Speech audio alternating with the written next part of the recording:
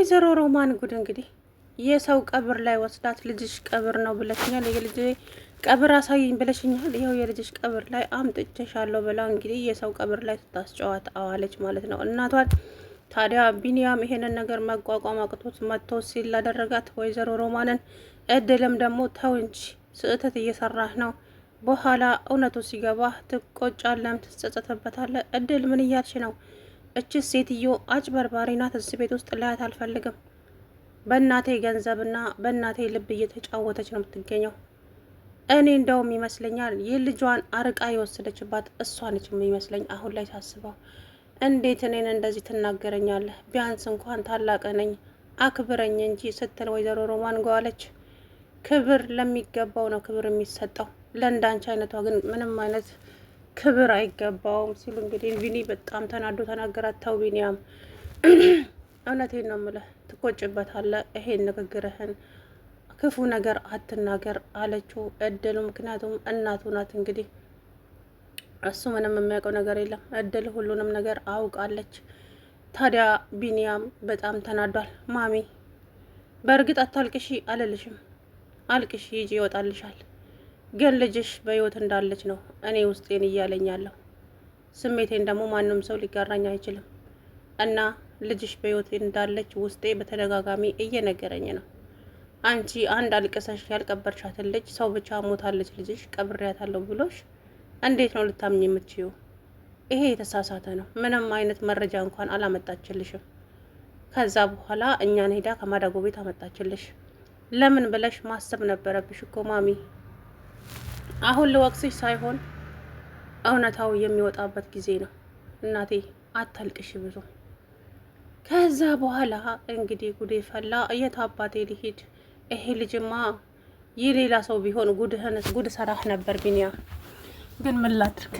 አንተ የአብራኬ ክፋይ ነህ። አንተ ላይ ክፉ እንዲደርስብህ አልፈልግም። ይሄ ልጅ ግን ይሄንን ሀሳቡን እንዴት ነው ማስቆምም ማስቀየርም የምችለው? ቆይ እንዴት ነው የማደርገው ስትል እንግዲህ ወይዘሮ ሮማን በኃይለኛው ግራ ተጋብታለች። ለምን እንግዲህ እድል እንዳልሞተች ቢኒያም ጠርጥሯል ማለት ነው፣ ብሌን ማለት ነው። ስለዚህ ሴትዮ እያጭበረበረች እና በተንኮል እንደታጀበች የተንኮል አባት እንደሆነች አባባ ለቢኒ ነግረውታል።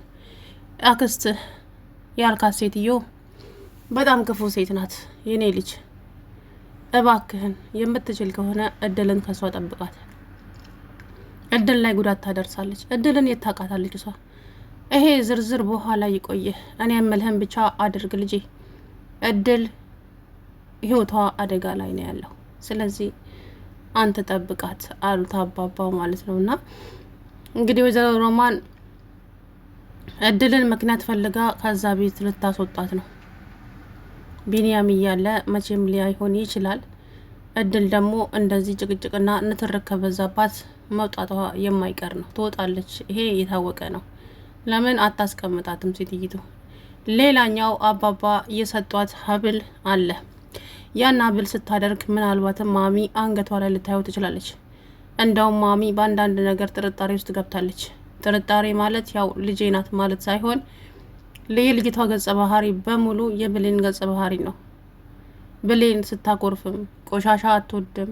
እግሯ ትንሽ ሲቆሽሽ ብቻ ብዙ ነገር ስትናደድ ፊቷን እንዴት እንደምታደርግ ያ ሁሉ ነገር እድል ጋ ነው ያለው። ታዲያ ብሌን ልጄን ነው የምትመስለኝ እች ልጅ። ሁሉ ቁርጥ እሷን ነው ሁሉ ነገሯ። ሰው እንዴት እንደዚህ ሊመሳሰል ይችላል? በዛ ላይ እድል ሽንኩርት አትወድም። ሽንኩርቱን ከወጥ ውስጥ እየለቀመች ነው ትበላው። የችን ብሌንም እንደዚህ ነበረች እያለች ነው እናቷና ለዛም ነው እንደዚህ ስስት ብላላት ከልጆቿ ይልቅ ለሷ የምታዝንላት። ታዲያ ወይዘሪት ሜላት ይሄንን ነገር መቋቋም አቅቷታል። እኛን ያሳደገችን እንደ ልጆቿ ግን ዛሬ በመጣች ሰረት ገራደ ቀርየረችን ለአንድ ገረድ ብላ እኛ ልጆቿን ቀይራናለች እያለች እንግዲህ እየለፈለፈች ትገኛለች ወይዘሪት ሜላት ማለት ነው። ቢኒያም ደግሞ እሰይ ደጋደር፣ አንቺ እኮ ስነ ምግባር የለሽም። ሰራተኛ ብትሆንም ንጹህ ልብ አላት።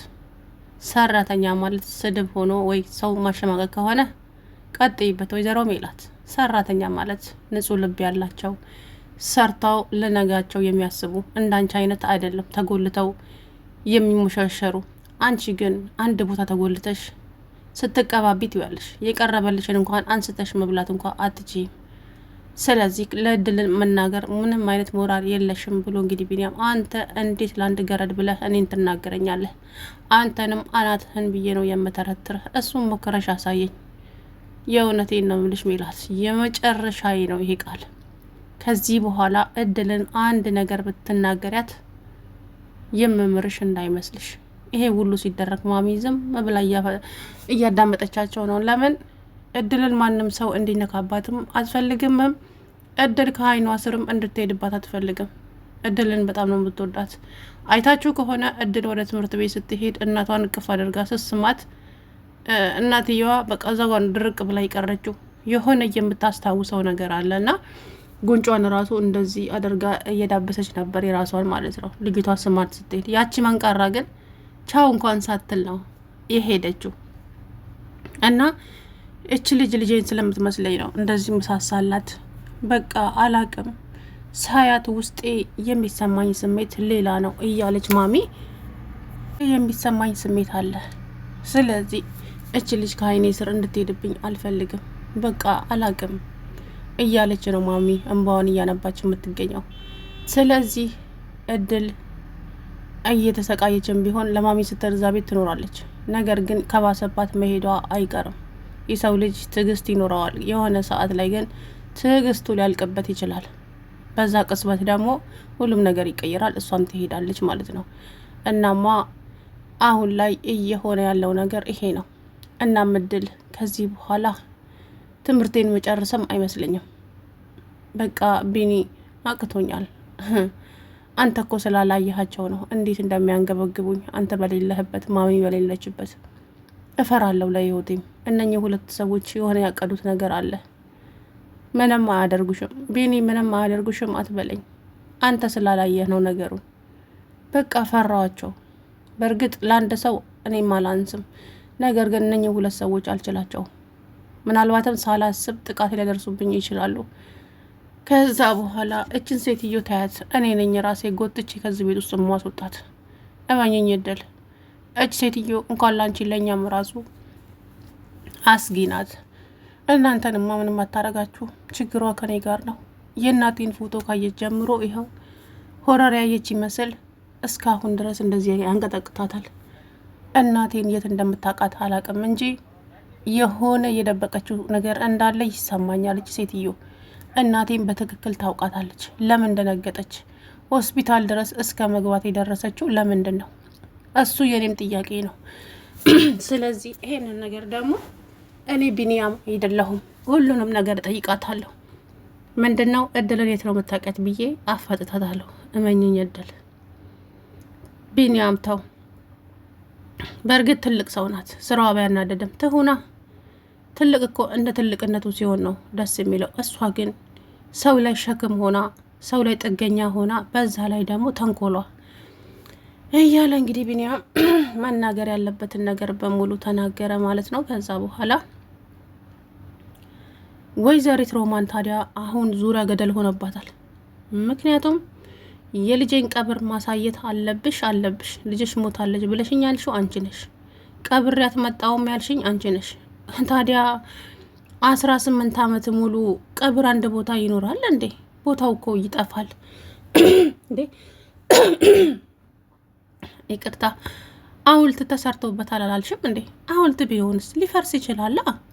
ይሄ ሁሉ ሲደረግ ሴትዮ እንዴት ነው ሄዳ ያላየችው? ማለትም ወይዘሮ ገነት ሐውልት ሲሰራ እንዴት ነው የማታውቀው? እንዴት ነው ሮማንን እኔ በዚህ ልክ ልታምናት የቻለችው? እንዴ የማይሆን ነገር እኮ ነው። ሴትዮዋ ራሷ ልጅሽ ሞታለች፣ እዛው ክፍለ ሀገር ተቀብራለች፣ ሄጄ ቀብሬ መጣዋለች። ምን አይነት ነገር ነው? የማይሆን የማያሳምን ነገር ነው። እና የነገረቻት ዞሮ አባባ ታዲያ ወይዘሮ ሮማንን እንዴት እንደማያወጣ አይታችኋል። እሳቸው ጋር ስትሄድ እሳቸው ጋር ይተሄድ አባባ እባክዎትን ቅበሩኝ፣ እባክዎን ቅበሩኝ። ኧረ እኔ ምን ቀብርሻለሁ? ስራሽ ራሱ ይቀብርሽ የለ እንደ እኔ ልጅ።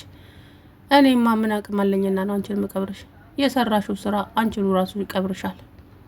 ጥሩ ነገር እንዳደረገ ሰው ቅበሩን ትያለሽ እንዴ? የገዛ እህትሽ ላይ እንደዚህ ጭካኔ ለምን አስፈለገ? ያንን ማድረግ ስላለብኝ ነው።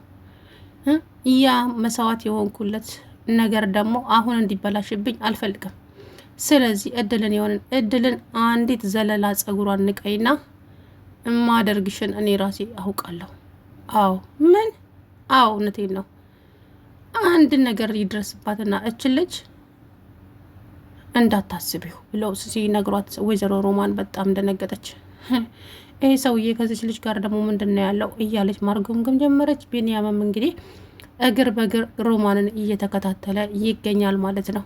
ተንኮሏንም ይደርስባታል። አሁን በቅርቡ እንግዲህ አይለቃትም ብዬ ተስፋ አድርጋለሁ። የሰው ልጅ ተንኮል በዚህ ደረጃ እኔ እንጃ። የእውነት የሮማን ደግሞ የበዛም የከፋም ነው። ከዚህ በኋላ እንግዲህ ደግሞ የሚመጣውን አብረን የምናየው ይሆናል ማለት ነው። ዞሮ እንግዲህ ወይዘሪት ሮማን አሁን ላይ ከባድ። ሰላም ውድና የተከበራችሁ የቻናሌ ቤተሰቦች እንዴት ናችሁ? አለሁ ደህና ነኝ።